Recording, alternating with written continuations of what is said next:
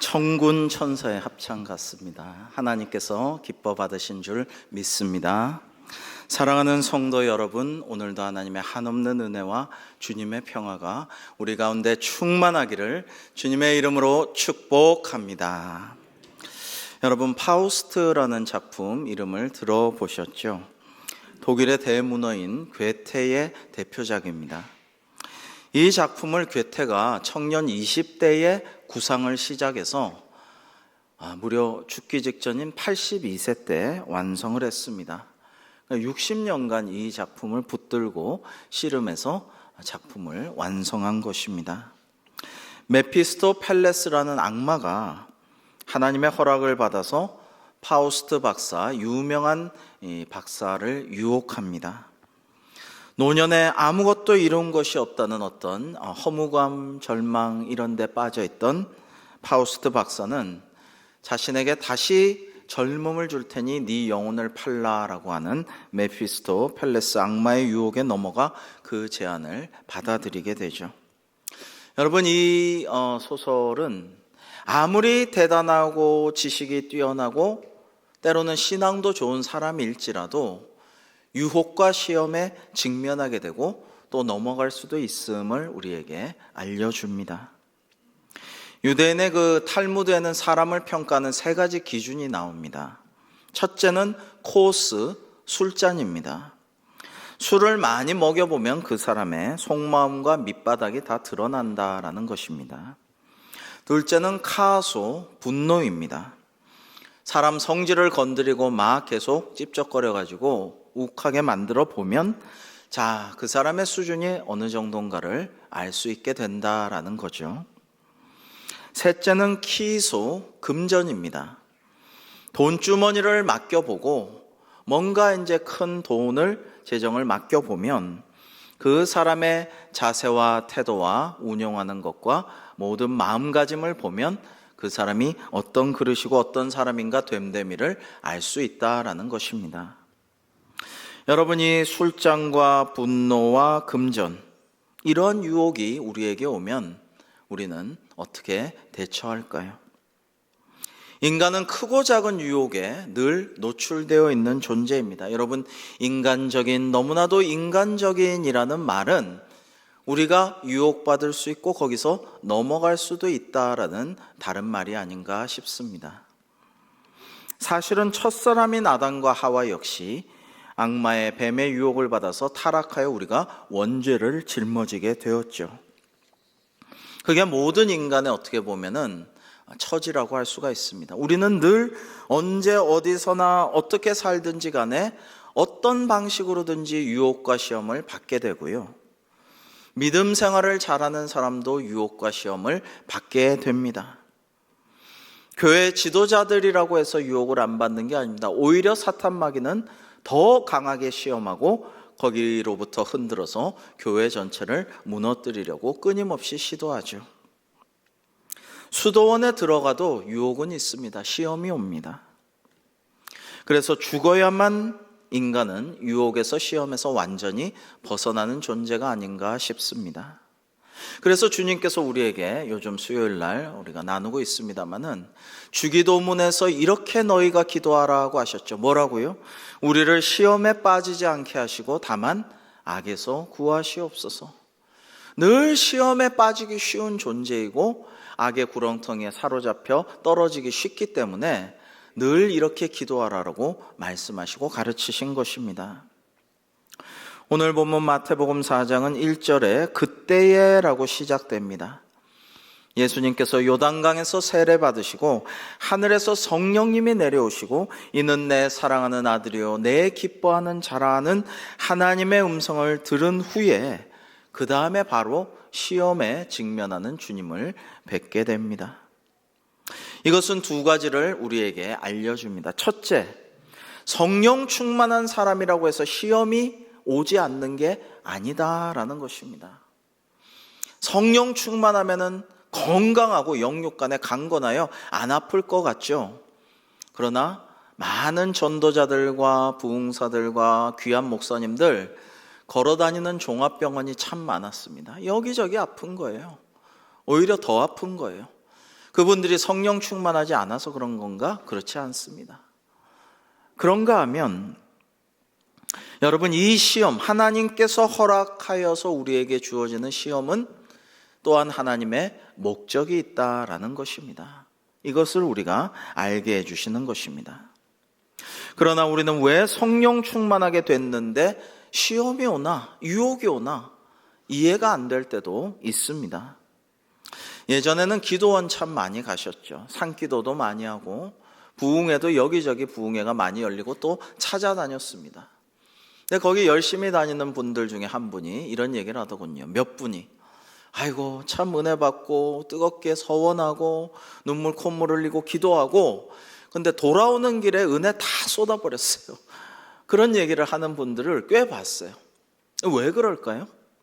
첫째는 사탄 마귀가 은혜 받고 성령 충만하고 이게 너무 싫고 질투나고 미워서 어떻게든지 그 은혜를 쏟아버리려고 회방하고 시험과 유혹을 준 것이죠. 사고가 나게 하고, 사고 나면 어떻게 막 교회 갔다 와서 기분 좋아서 은혜 받아서 돌아갈 때 어디 쿵 부딪혔어요. 사고가 났어요.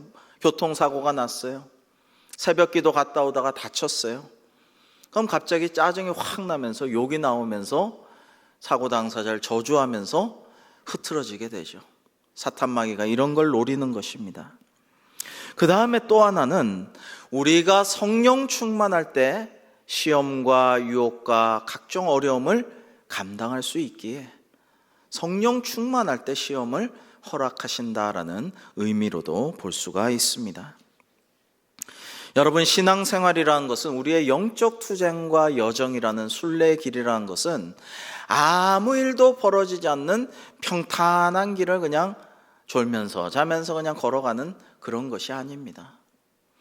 아브라함이 아무 일 없이 그대로 그 땅에 눌러 살았다면, 하나님의 말씀에 순종하여서 약속의 땅이 어딘지 모르지만 힘써서 나아가지 않았다면 그에게 믿음의 조상은 없었을 것이고, 그리고 이삭을 볼 수도 없었을 것이고, 그의 모든 믿음의 고백들이 전해지지 않았겠죠. 그러니까 아무 일 없이 아무 일도 일어나지 않는 안일한 삶이 우리 신앙생활의 여정의 본질은 아닙니다. 오히려 우리는 파란만장한 영적 전쟁을 거치고 끊임없이 영적 전투를 해나가며 밤에도 낮에도 주님을 따라서 힘겹게 행군하는 거예요. 그러다가 주님의 천국 도성문에 이르게 되는 것이 우리의 인생인 것입니다.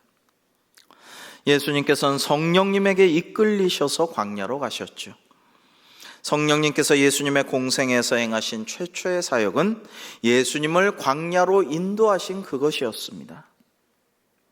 이것은 예수님께서 시험 받으신 것이 다 하나님의 계획과 섭리하에 있었음을 알려주시는 것입니다.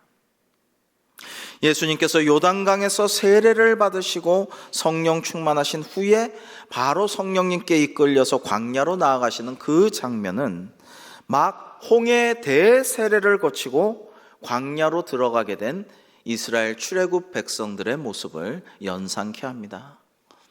여러분, 아마도 홍해가 갈라지고 물기둥이 좌우에 있을 때 그 물줄기, 물길들이 막 튀면서 머리에, 그 출애굽하는 백성들의 이스라엘 머리에 아마도 세례를 하듯이 물이 튀지 않았을까, 이런 생각을 합니다.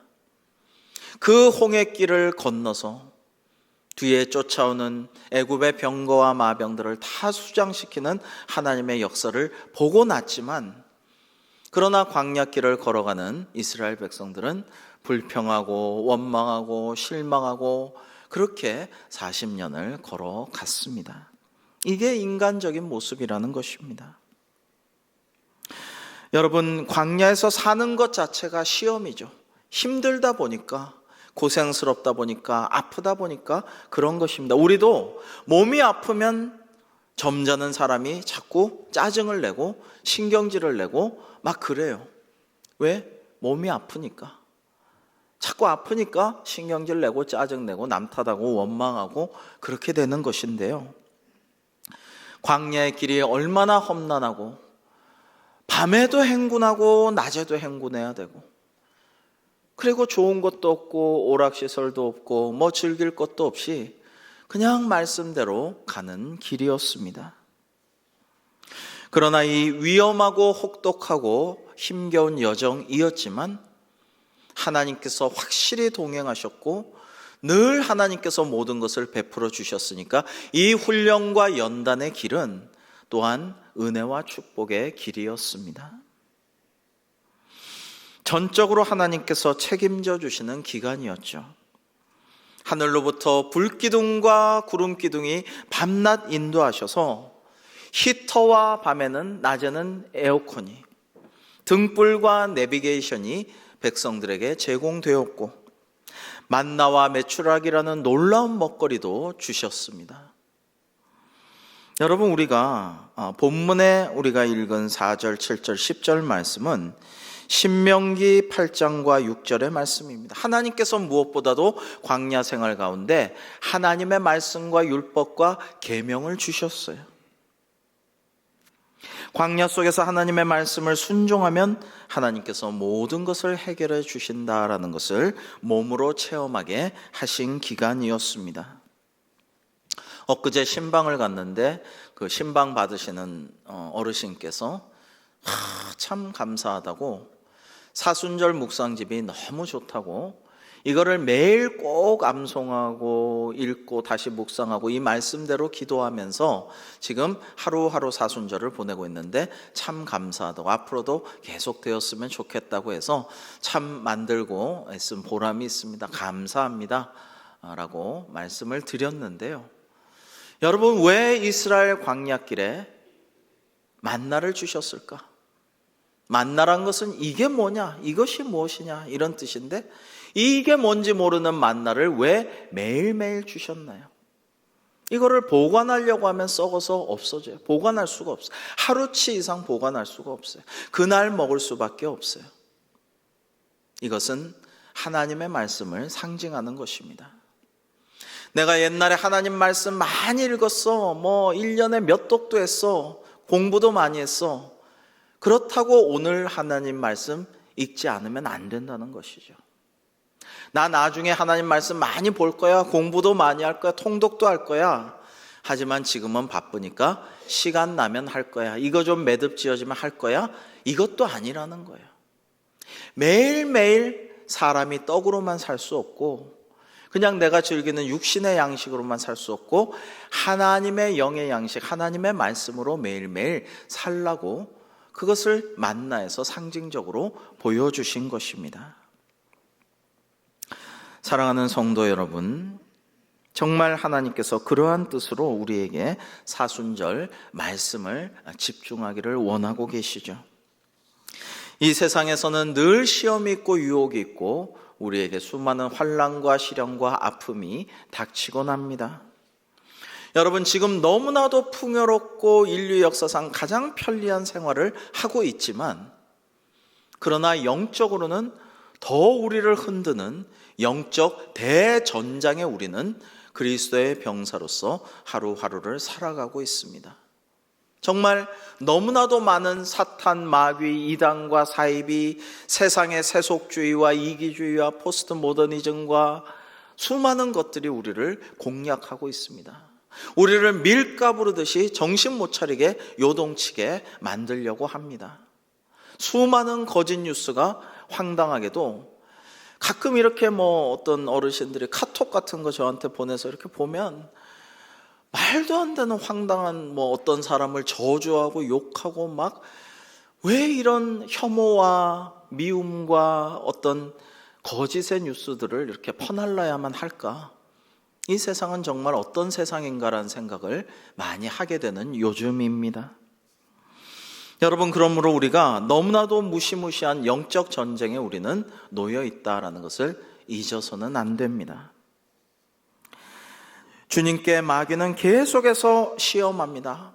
네가 하나님의 아들이거든, 네가 하나님 아들 맞느냐? 그렇다면, 이 전제 자체를 하나님의 아들이 확실하신 예수 그리스도께 만약에 네가 하나님의 아들이거든 이렇게 해라 하면서 떠보고 유혹하고 시험하고 요동케 흔들려는 거죠. 그러면서 네가 하나님의 아들로서 하나님 나라를 이루려 한다고? 그럼 네 진짜 속셈이 뭐냐? 출세냐? 권력이냐? 왕이 되고자 하느냐? 아니면 사람들께 큰 인기를 얻는 존재가 되고자 하느냐라면서 끊임없이 흔들어 보려고 합니다. 그리고 경제적인 방법으로, 정치적인 방법으로, 권력의 방법으로, 인기라는 대중영합주의를 통해서 편하고 빠르게 하나님 나라를 이루어 보렴 유혹하고 있습니다. 여러분, 자본주의 사회는 우리가 착각하기 쉽게 만들죠. 돈이면 다인 것처럼. 그러나 절대로 돈이 다가 아니죠. 여러분, 힘으로 밀어붙이는 것도 주님의 방법은 절대 아닌데 그것도 맞지 않습니다. 쉽고 빠르게도 다가 아닙니다. 편리하고 뭐든지 능률적으로 경제적으로 하는 것이 다 주님의 뜻이 아닙니다. 사람들이 다 좋아하고 박수치고 부러워하고 인기 있다고 해서 이 파퓰리즘 대중영합주의 역시 주님의 방법은 아닙니다. 헨리 나우엔이라는 유명한 영성신학자가 있죠. 하버드 대학교 교수직을 버리고 캐나다의 정신지체 장애인 공동체에 들어갔는데 그 공동체 경험으로 예수님의 이름으로라는 작은 책을 썼습니다. 헨리 나우엔은 그 책에서 주님 받으신 3가지 시험을 이렇게 설명합니다. 첫 번째, 돌덩이를 명하여 떡이 되게 하라는 시험은 현실적이 되라 하는 시험이자 유혹으로 보았습니다. 헨리 나우엔은 목회자로서 병든 자를 치료하고 굶주린 사람에게 먹을 것을 주고 가난한 사람의 고통을 덜어주고 억울한 사람을 도와주는 것이 내 사명 중에 하나인데, 지금 현대인들은 병든 자는 병원 가고 보건소 가고 의료보험이 필요하다 그러고, 굶주린 자는 예전에 교회에서 많이 도와줬지만 복지관에 가거나 또 요양원에 가거나 아니면은 행정복지센터 동사무소 가거나 나라에서 다 하고, 마음의 병은 심리 상담사에게 가면 된다고 하고, 이제 재판은 재판정에서 하고, 과연 하나님도 필요 없고 교회도 필요 없고 목사도 필요 없다고 하는 이 세상에서 나는 존재의 의미가 무언가, 내 인생의 목적은 무엇인가, 이런 생각을 하였어요. 그런데 이 질문을 주님께서 베드로에게 주신 네가 나를 사랑하느냐라는 주님의 음성을 들음으로써 극복합니다. 예수님께서 40일을 금식하신 후에 가장 배고플 때, 정말 돌이라도 소화가 되면 씹어 삼키고 싶은 배고픔에 있을 때에 사탄 마귀가 이 돌을 명해서 떡이 되게 하라라는 강렬한 유혹을 하죠. 그러나 이러한 것들로 성취물을 만들고 결과를 만들고 먹거리를 만들고 돈을 벌고 이런 것이 아니라 하나님의 용서와 하나님의 사랑과 하나님의 구원의 섭리를 네가 아느냐, 하나님의 말씀이 너를 살게 하는 것이지 이 떡이 더 중요하지 않다, 이 말씀을 깨닫게 됩니다. 두 번째로, 거룩한 성정 꼭대기에서 뛰어내리란 유혹에 대해서는 멋있게 보이라 하는 시험과 유혹으로 보았습니다. 헨리 나우엔은 예일대 하버드 대학교 교수직의 명성을 버리고 나왔는데, 그 이유는 자신이 학생들과 동료 교수들과 또 일반 대중들의 박수와 갈채와 인기를 먹고 살면서 명예를 중시하면서 마치 고개사처럼 이줄에서 저줄로 옮겨 다니는 것처럼 인기를 쫓아 아슬아슬하게 줄타기를 하는 존재로 여겨졌기 때문입니다. 그는 거룩한 성전 꼭대기에서 뛰어내리란 유혹에 대해서 역시 베드로에게 주신 내 양을 먹이라는 주님의 음성에 감동하여서 이겨내게 됩니다. 나는 교수였지만 그렇게 명성이나 인기나 명예나 이런 것들에 연연하는 그때가 좋았던 것이 아니고, 내가 정말 진짜 진리를 다 가르쳐 줄 수 있는 존재도 아니었으며, 나 역시 죄인이고 허물 많고 상처받는 신음하는 존재였지만, 그럼에도 불구하고 주님을 3번 배신한 베드로에게 내 양을 먹이라고 위임해 주신 주님의 사랑의 음성에 감동하여 나도, 이 헨리 나우엔의 위대한 또 다른 책의 제목이죠, 나도 상처 입은 치유자가 돼서 내 상처를 통해, 그 경험을 통해 다른 사람을 위로하고 도와주고 그들을 구원해야겠구나, 그런 사명을 계속 감당해야겠구나라는 주님의 음성으로 해답을 얻게 됩니다. 마지막으로 천하만국의 모든 권세를 주겠노라는 사탄 마귀의 유혹에 대해서는 힘이, 권력이 최고다라는 유혹으로 보았어요. 여러분, 교회 역사 중에 가장 부끄러운 때는 교회가 막강한 힘과 권력과 부를 가졌을 때입니다. 예외가 없습니다. 중세사회가 온통 교회의 힘이 막강할 때 교황이 황제도 눈밭에 꿀려가지고 무릎 꿇리고 석고대죄하게 만들고 계속해서 종교 심판과 종교 재판과 종교 전쟁이 가득한 때에 그 중세사회가 하나님께 영광 돌리지 못했고 백성들의 아픔과 슬픔은 외면하였고 하나님의 말씀은 전해지지를 않았고 주님의 사랑이 전해지지 않았어요. 그때는 유럽이 다 기독교 사회라고 생각하니까 선교도 하지를 않았어요. 여러분, 이런 시대뿐만 아니라 정말 겸손하고 온유하여서 자신을 희생하여 모든 사람을 구원하게 하신 것이 십자가의 진리인데, 이 십자가의 방식, 자기를 낮아지는 겸비하신 주님의 방식을 외면하고 십자군을 보내가지고 성지를 탈환한다면서 이슬람과 싸우면서 수많은 노예들을 만들고 그 노예를 서로 교환하고 부를 너무나도 많이 착취하고 소년병들을 끌어다가 총알바지를 삼고 그러다 모자라서 노예로 팔고, 여러분, 교회가 가장 강력하고 힘이 있을 때 이런 일들을 했어요. 권력이 많다고 좋은 것은 아니에요.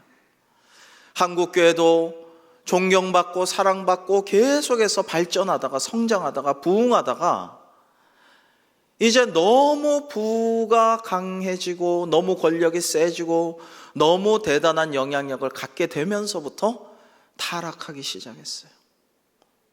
그러면서 많은 사람들의 지금 조롱과 비난을 자초했어요. 스스로 자초한 것입니다. 여기에 대해서 헨리 나우엔은 역시 주님께서 베드로에게 주신 말씀을 통해서 해답을 얻습니다. 다른 사람이 내게 띠띠우고 원치 아니하는 곳으로 너를 데려갈 것이다 라는 주님의 음성. 내가 가고 싶지 않은 곳으로, 그러나 기꺼이 순종하여 주님의 길을 나의 십자가 지고 따라가야겠다. 힘과 지배력이 아니라 주님을 따라가는 겸손한 종의 리더십을 가져야겠다라는 그러한 깨달음을 얻게 됩니다. 자, 사탄은 네가 하나님의 아들이거든, 네가 하나님 아들이거든, 만일 네가 하나님 아들이거든 하면서 3가지의 유혹을 던졌습니다. 그때 주님께서는 3가지로 답변하셨어요.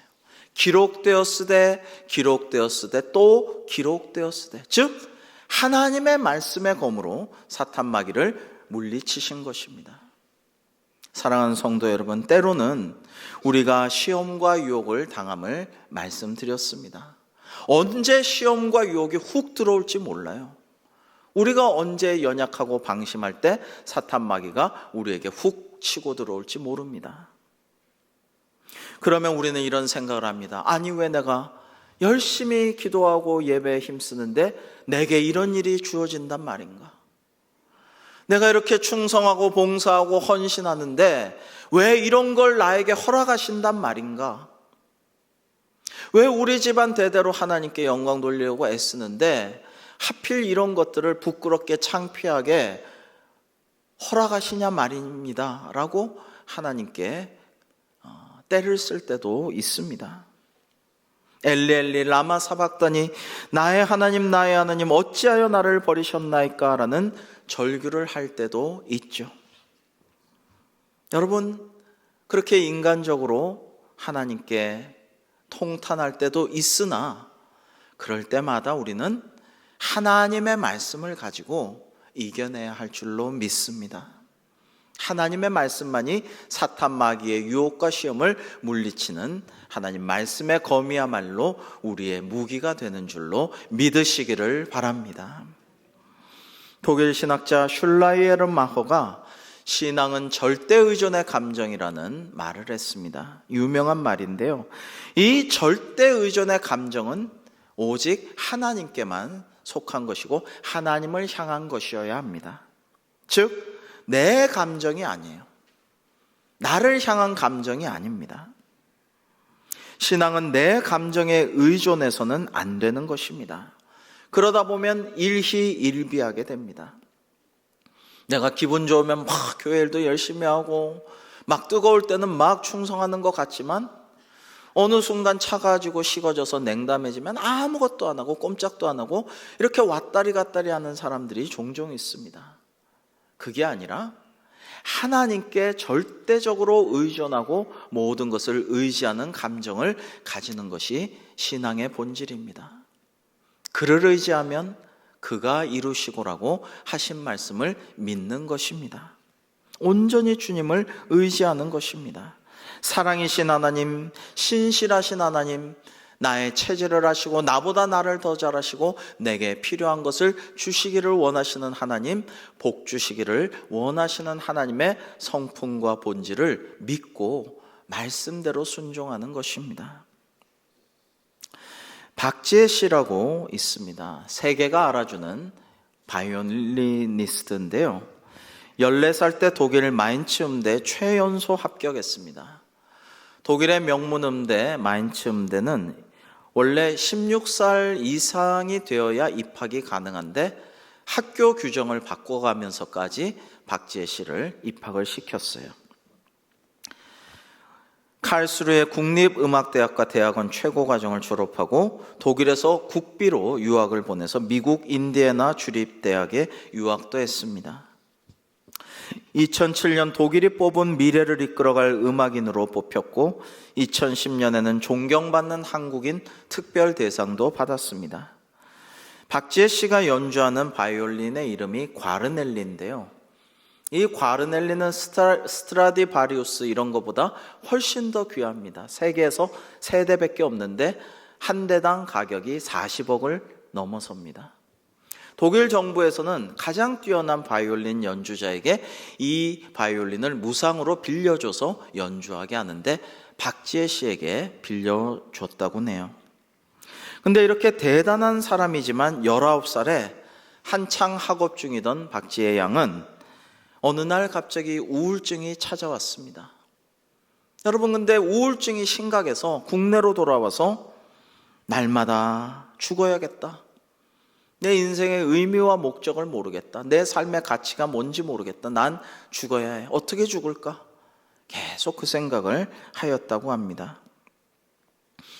근데 어느 날 라디오에서 들려오는 찬양을 듣고 오랜만에 손을 놓았던 바이올린을 꺼내서 그 곡조에 맞춰 찬양을 연주하고 싶었대요. 그래서 오랜만에 찬양을 연주하는데 성령님께서 임하셔서 모든 사탄 마귀의 저주와 회방과 유혹과 시험과 우울증이 확 한순간에 날아가는 체험을 하였다고 합니다.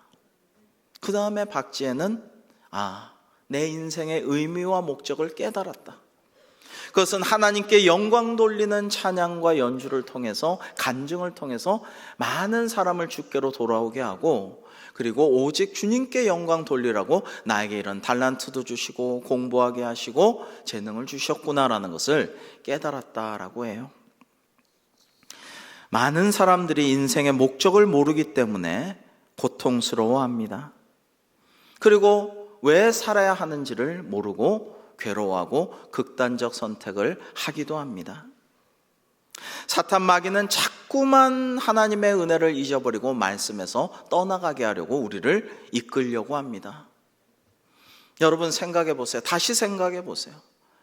홍해를 갈라서 그 물방울이 튀어서 머리에 세례를 받던, 그리고 돌아보면은 그 애굽의 병거와 마병이 수장되었던 이 백성들이지만 어떻게 그 순간을 잊을까 싶지만 광야에서 하나님을 원망하고 불평하고 계명을 주셔도 말씀을 주셔도 율법을 주셔도 자꾸만 거기서 벗어나던 것이 인간이에요.